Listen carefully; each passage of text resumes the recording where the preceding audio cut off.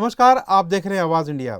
महाराष्ट्र के सिंधुदुर्ग जिले के वेंगुर्ले मठ परबवाड़ी गांव में हालात बहुत खराब हैं। पिछले 8 दिनों से लगातार बारिश हो रही है और इसी वजह से गांव की सड़कें टूट चुकी हैं। पहाड़ी की तलहटी में बसे इस गांव के 40 घर अब खतरे के निशान पर आ गए हैं।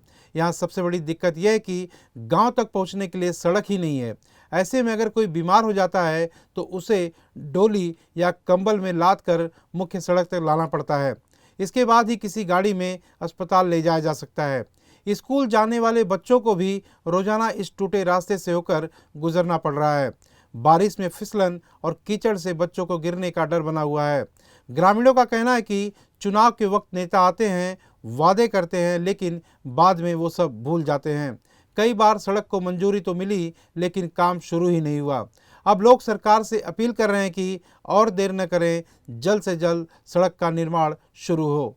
वारंवार प्रशासनाकडे ग्रामपंचायत स्तरावर आमदारांपर्यंत प्रत्येकापर्यंत आम्ही वरिष्ठपर्यंत पोहोचलो प्रत्येक ऑफिसात, पण आजपर्यंत याची कोणीही दखल घेऊ नाही। ज्यावेळी इलेक्शन येईल काय प्रत्येक प्रतिनिधी आमदारांची लोक म्हणा आणि बाकी जे कोण असतात राजकारणाचे प्रत्येक पक्षवाले वेगवेगळ्या पक्षवाले हे येतात आणि मग सांगतात की तुमचं काम मंजूर झालेलं असा, आता आमका मतदान करा।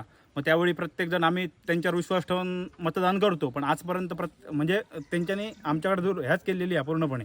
आम्ही वारंवार शासन दरबारावर म्हणा मागणी करतो, प्रत्येक पक्षाचे तालुकाध्यक्ष म्हणा, समजला प्रत्येक ह्याच्यातलं शाखा प्रमुख म्हणा, प्रत्येकाकडे आम्ही हे करून पण अजून कोण ह्याच्याकडे हे करणार नाही। रस्ता मंजूर झालेलो असा। रस्त्याची दुर्दशा तुम्हाला तर माहिती आहे ती येऊन प्रशासन लक्ष घालत नाही, कोणच लक्ष घालत नाही आहे। आणि ह्याच्यापुढे 40 घरं आहेत इथे, 40 घरामध्ये एखादी दुर्घटना झाली किंवा काय झालं तर नेण्याचं हेच नाही आहे, वाहनच नाही येऊ शकत नाही। त्यांना फटकुरातून किंवा ह्याच्यातून घालून न्यावं लागतं आम्हाला। अशी परिस्थिती आहे। आणि 40 घरांचे इथे कोण म्हातारी माणसं आहेत, शाळेत जाणारी मुलं आहेत, अशा आणि कोणी जर ॲक्सिडेंट झालं काय झालं ह्याच्यामध्ये तर कसं नेणार आहे। इथे भरपूर पाऊस पडलेला आहे आणि इथे आता दरड कोसळण्याची शक्यता आहे। आमच्या शाळेत जाणाऱ्या मुलांना भरपूर प्रॉब्लेम होतो शाळेत जायला। इथे कुठे रिक्षा मिळत नाही, कुठे बाईकवरून न्यायला पण मिळत नाही, त्यामुळे इथे खूप कठीण परिस्थिती झालेली आहे।